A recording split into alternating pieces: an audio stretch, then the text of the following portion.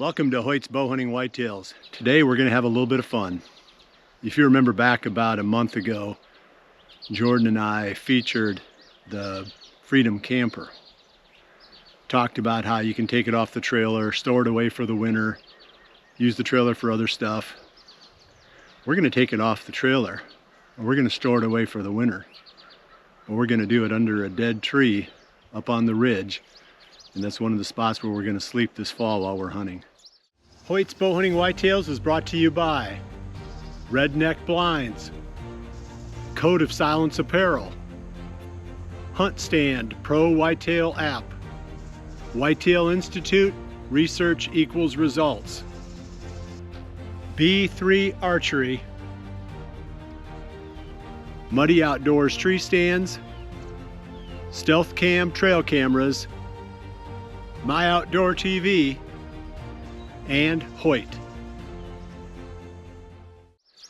We've talked about this and I've threatened it for a couple of years now. We've got some bucks on the farm this year that are worth sleeping in the woods for.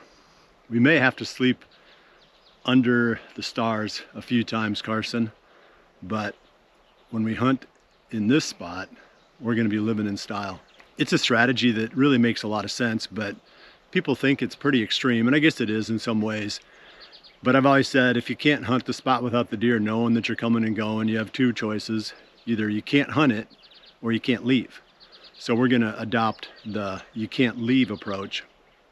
This spot that we're going to is one of the three that I staged about maybe a month ago or so. I put the tree stand on the ground and the climbing stick on the ground at the base of a tree, but there's a great big giant down tree right next to it. So we're going to burrow underneath that tree. We've got a tarp we're going to throw over the top of this camper shell, and this is where we're going to store it for the winter. And it just so happens it's going to be the perfect sleepover redneck hotel. You looking forward to this, Carson? Well, it's not going to be roughing it too much inside of that thing. Sleeping bags on the ground might be a little bit more redneck or roughing it than this thing would be. Yeah.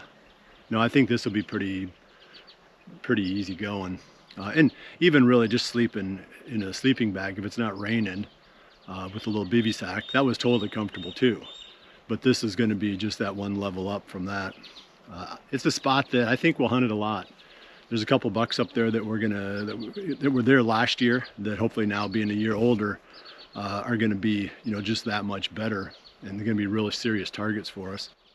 So the next time we check in, we're going to be figuring out how to get this thing stuck up underneath a dead tree.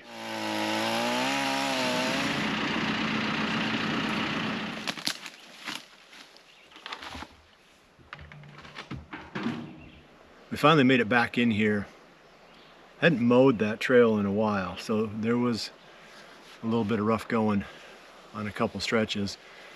The down tree that we were talking about putting the little camper under is about 100 yards away, and I don't think we can back this trailer down in there.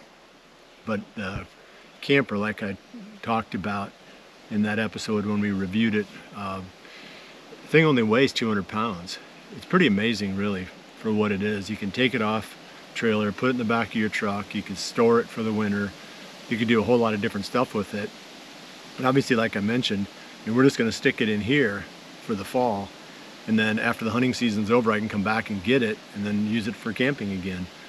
So that's pretty cool. So we're gonna go ahead. I think we'll walk down there first, scout it out, see what it looks like, make sure this is where we want to put it, and then we'll come back. It's bolted into the trailer, right into the wooden decking of the trailer. So we just got to unscrew those. We can pop it right off and then carry it down there. This wasn't quite as easy as we were hoping. Seems like nothing ever is as easy as we were hoping. But the big dead tree is above us, and the stand is just right behind Carson. That's the tree that we're going to have the stand in. There's a bunch of trails that come through here. It always makes more sense when you're sleeping to be going away from the action, like as close to the tree as you can be, but away from where the deer are most likely to be.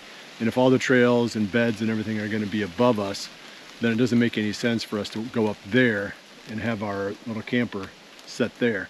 So we're going to bring it down the slope and we're going to dig it out. Hopefully we can get it on the side hill here about 10 yards, less than 10 yards below the tree. It's going to be kind of ugly to look at while we're sitting there, but at least we'll know we've got a easy, tight, clean spot we can dive into if it rains. But so that's the plan. It's 150 yards off the trail, so we're gonna have to carry it that far and then dig it into this side hill and get it level. But it'll be pretty cool once it's in place. But it's gonna be a bugger to get it back up out of here. Getting it in will be easier than getting it out. So if we ever come back here and say, hey, I want that camper, let's go camping. Yeah. It's gonna be a whole day ordeal. Good luck. But we're gonna have to get it out at some point. Like Carson said, I mean, we're gonna do TSI in here and then we're gonna burn this within the next couple of years. So it's not like we can leave that thing here. It's gonna have to come out at some point.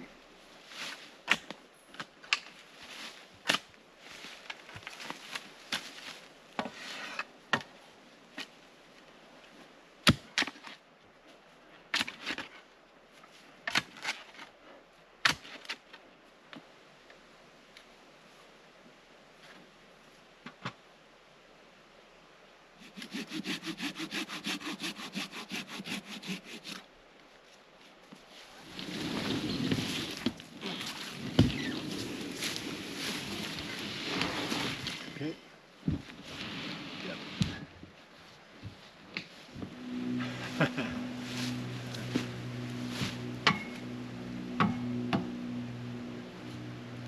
We should probably have taken this thing off.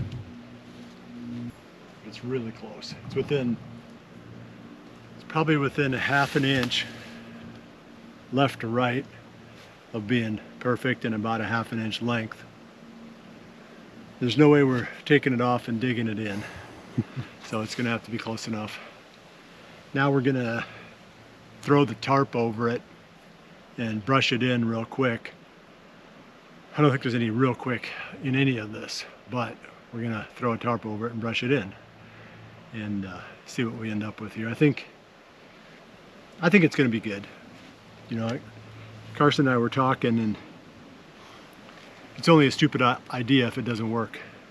If it works, we'll feel pretty good. But if the deer shy away from it and it just looks terrible sitting up here, we don't even want to hunt here because we have to look at that stupid box, then it would be a stupid idea.